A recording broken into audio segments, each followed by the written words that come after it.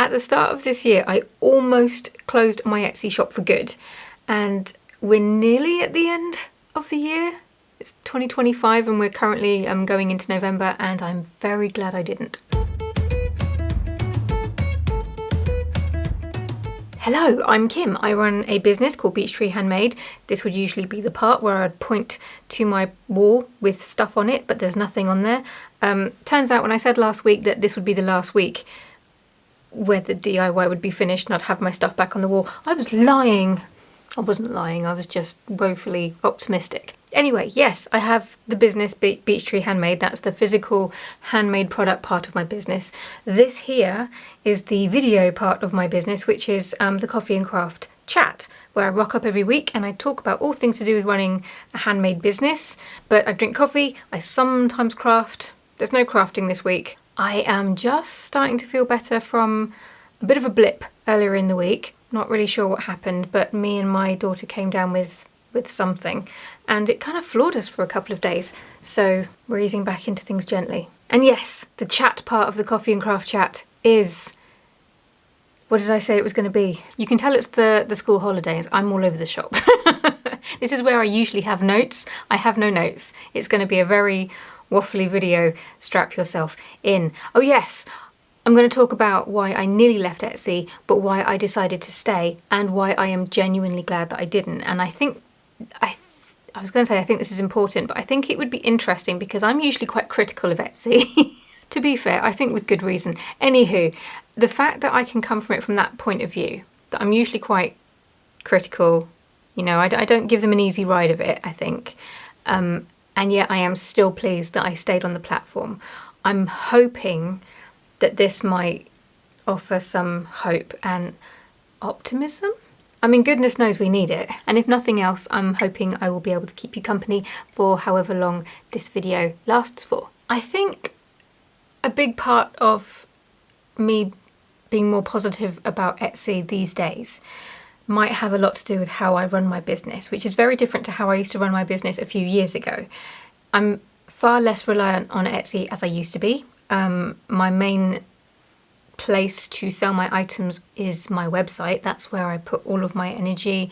I promote the most. For example, I have a mailing list and I offer my mailing list subscribers is the right word, yeah. They get a discount, but only on the website. Things like that, you see, I sort of put most of my energy into the website. I do put energy into Etsy, but it kind of just runs by itself, if you see what I mean. I just keep it updated. So it's no longer the basket that I put all of my eggs in, which was never, it was never advice that people would give you, but nonetheless it's what I did. And it's because I did that I would never recommend anybody else do it, because I put all of my eggs in the Etsy basket, which was great up until Etsy took away the basket and my eggs dropped on the floor. That is not what happened, but I've kind of taken the metaphor and destroyed it. Etsy's a tool that I use to make sales, and I think it was in the last video that I mentioned that I tend to make most of my sales at the start of every shop update that I do. And then they trickle in over the next few months until the next shop update. And Etsy's place in this whole thing seems to be that it will bring in fairly regular sales that just help keep things ticking over in the meantime. More caffeine. And because I've got my business to this point, Etsy doesn't stress me out anymore. But there was a time when Etsy absolutely did. It just felt that there was a new hoop to jump through every few weeks or every other month, and it was just getting too hard. And I found that I was putting in a lot of time and effort and I wasn't getting much in return for that time and effort. So I think it was Christmas last year. I closed the shop over Christmas, had a nice Christmas holiday. Oh, it was lush. And when I came back in the new year, I reopened the website and realised that I didn't actually want to reopen my Etsy shop. It just felt like something that I wanted to put down. Bearing in mind my business did look different at the time, so I had a lot of plates spinning, and I think I felt very drawn to putting things down to try and clear the mess that was in here. And I can't remember when it was. I'm going to say spring-ish. I launched a small handful of jumpers that I had upcycled, and I realised that I wanted, because it was a brand new product for me, I did them years ago, but it's been so long. I wanted to bring them back now and see how they did. But I needed the stats. And that's why I ended up going back on Etsy in the end. I wanted to see, what's the word I'm looking for now? Feedback? I wanted to see what the feedback was. I wanted to see how they would be received. You can tell I've got the post-illness funk, tiredness still going on. Trying to think in a straight line is really difficult. So I slapped the jumpers up on Etsy, and the idea was I was only going to do it for a few months so I could see what these jumpers did in terms of stats. And what I found was that despite the fact that my shop had been shut for, I can't remember, 2 to 3 months by that point, I think it was a few weeks, sales started coming in again. And when you are a handmade business, if you've not had to do anything to promote something and yet you make a sale, you're going to welcome that. I mean, you're going to welcome it even if you've had to work for that sale. But considering I didn't do anything for that, it made me think, oh, maybe there is still a place for it, and maybe I shouldn't be so quick to take it off my table. No, plate. Something. So yeah, Etsy works really well with how I'm currently running my business. And the fact that, okay, you do have to pay to create a shop these days, and obviously there is a fee to list every item, but other than that you don't pay anything unless you make a sale, which I think at the end of the day is one of the reasons why I've kept Etsy as well, because it is something that I can have chugging along by itself in the background.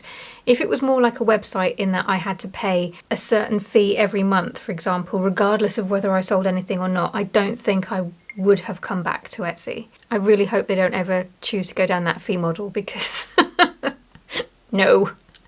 My website pays for itself. I've managed to get it to the point where it can do that even on a really bad month.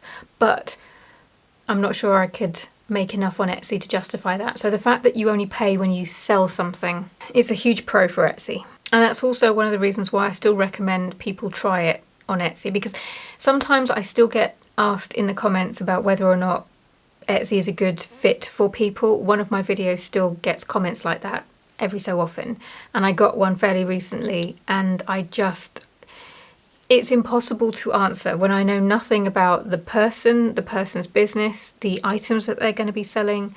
It really does depend on all of those things, where you are, what you're going to be selling, the demand for it, if there's a demand. And there are some niches that are very hard to break into and are quite saturated. So I don't know. I genuinely believe that sometimes the best way to find out if you've got a chance of selling on Etsy is to sell on Etsy, or to try is to open a shop and put your things there and promote it and see. Sounds so obvious, but I think a lot of people are afraid to just jump in and try. I mean, some people find that Etsy's brilliant for them and they make regular sales on there, and then there will be other people who it doesn't seem to matter what they do, they just can't seem to bring in the sales at all. And it's definitely not the overnight success that some people might have you believe that it is. I think there was a time around the time of a few years ago, like 2020, 2021, you know the era that I speak of.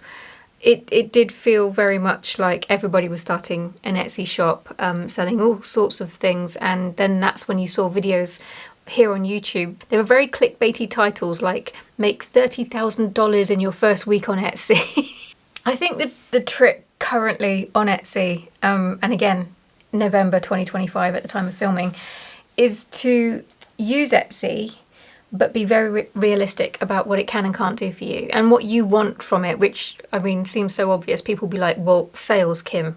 I mean, like I said to you at the very start of this video, I need to go. Perhaps get some more coffee, I don't know. Have another nap. What did I say at the beginning of this video? Oh yes, the reason why I reopened my shop in the first place was because I wanted the stats, and then it's just built up from there. So as long as you just be really realistic about what Etsy can do for you, I do think it could be a good thing. I mean, again, you have to bear in mind that I'm talking to other makers, other artists, and I do find that the artists that I come across that seem to do the best on that platform are the ones who they don't just expect the sales to come in without doing anything. Now, I know I said in this video that I don't do anything, but I don't actively do anything to send direct traffic there. But I do have this YouTube channel.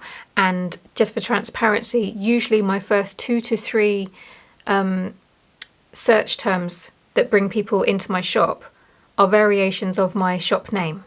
So people are searching for Beech Tree Handmade, and I'm assuming they have found me either through this here channel or Instagram, which is the other place that I'm at, because I'm constantly promoting my business.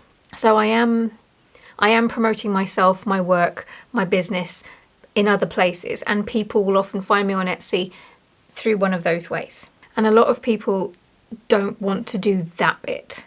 They want to create, they want to sell their items, but they don't want to have to become a content creator, which I 100% get. Unfortunately, if you have a shop in a brick and mortar store, you have to advertise, or you can rely on the footfall, but you usually have to advertise in certain ways, and online is no different. You can rely on the footfall of the platform that you're on, but you will very quickly come to realize that you also have to advertise elsewhere. And unfortunately, elsewhere usually means having to make content of some description. It is just the nature of the beast that is selling online. And I know I've mentioned this a few times that I'm working on a video at the moment that's going to go up here on this channel, just about things that I'm trying to do in my business to generate more sales. The reason why it still hasn't happened yet is because I stopped doing the things. I've got a notebook somewhere of a list of things that I want to do. I've done one of them. No, I've done 2 of them actually. But then I kind of stopped and I started working on the collection, and then the lurg. So yeah, the progress has stalled. So the video is still in the works. I'm sorry, it will get here eventually. I'm just not sure when. But this video is going to be about the things that I have done in my business to try and bring in more sales, and I want to do it over a period of time because I want there to be time to actually see some sort of results from these things, so that I can say, hey, I did this and then this happened, and then I did this and that happened. Obviously it would help if I actually did this part of that equation, which I haven't been doing. So it's coming still. So I guess my takeaway from this video, if you are new to Etsy, absolutely give it a go. Just don't put all of your eggs in the Etsy basket. Just add the Etsy basket to your collection of baskets. And if you're already on Etsy, then you'll already know this. This will be of no surprise to you whatsoever. Some of you have been around for some time, and so I thought I would just sort of explain why. I think I have explained why I reopened my Etsy shop, but I thought it would be worth revisiting, especially as I'm getting, as I say, some other comments on that previous video. If you do leave me a comment on any video asking me if you should start on Etsy selling X, Y, or Z, and I don't reply, it's not that I'm being rude, it's that I can't answer that for you. I think the only person who could really answer that is if you were working with somebody one-on-one, like a coach, and I am not that. I have no desire to do that. I'm trying to steer my own ship, and what's that phrase? Don't follow me, I'll walk into lampposts. But what I like doing is coming on here and making videos about the lamppost that I walked into, so that 1, you don't have to, and 2, it just gives you a bit of a giggle. That's it for this week. I apologise that it has been a bit more of a wafflier one than usual, but what can I say? It's the school holidays and the wheels come off pretty quick. So the fact that I have been able to rock up and make a video, even though it's just fog in there, I'm feeling pretty proud of myself actually. All right, my loves, right, I have finished my coffee and I think I need another one, so I'm going to shoot off, stop yapping at you, and I will see you again, hopefully, next week. Have a bloody good week. Ta-ra.